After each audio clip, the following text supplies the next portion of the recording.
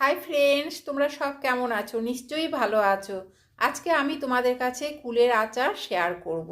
কিভাবে রেসিপিটা করছি তোমরা নিশ্চয়ই দেখতে থাকো। ভিডিওটা ভালো লাগলে নিশ্চয়ই একটা সাবস্ক্রাইব করতে ভুলবে না।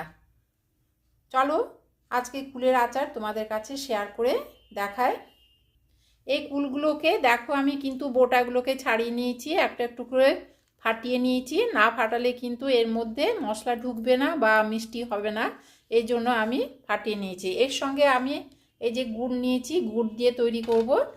এখন এখানে আমি জিরে, গোটা জিরে আর ধনে নিয়েছি আর শুকনো লঙ্কা, এগুলো একটু ভালো করে অল্প করে ভেজে নেব। ভেজে নিয়ে মিক্সিতে গুঁড়ো করে নেব। এখন এখানে আমি কড়াই বসিয়ে দিয়েছি। কড়াইয়ের মধ্যে এই যে মশলাটা অল্প করে ভেজে নেব।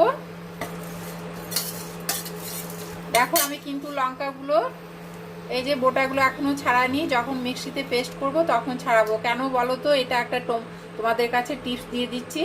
এটা কিন্তু লঙ্কার যদি বোটাটা আমি ছাড়িয়ে দিই কিন্তু খুব ঝাঁজ উঠবে, সেই জন্য বোটা শুদ্ধ এখন আমি এই যে ভেজে নিচ্ছি অল্প করে, জাস্ট শুকনো খোলায়।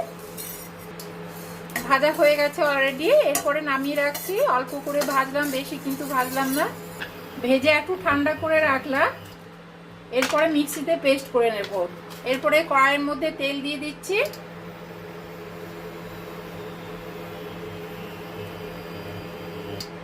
তেলের মধ্যে দুটো শুকনো লঙ্কা, 5 ফোড়ন দিয়ে দিচ্ছি। একটু ফোড়নটাকে ভালো করে ভেজে নিচ্ছি।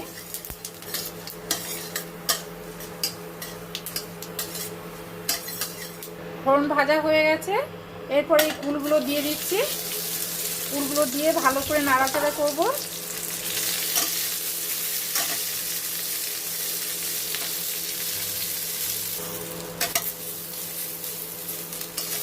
অল্প করে নেড়ে নিলাম।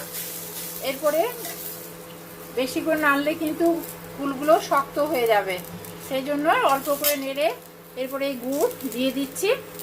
এখানে গুড় দিয়ে দিয়েছি। গুড় দিয়ে ভালো করে নাড়াচাড়া করে নেব যাতে ভালো করে কুলগুলো গলে যায়।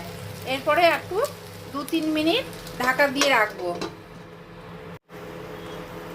দেখো অনেকটাই হয়ে গেছে, একবারে পুরো গলে গেছে।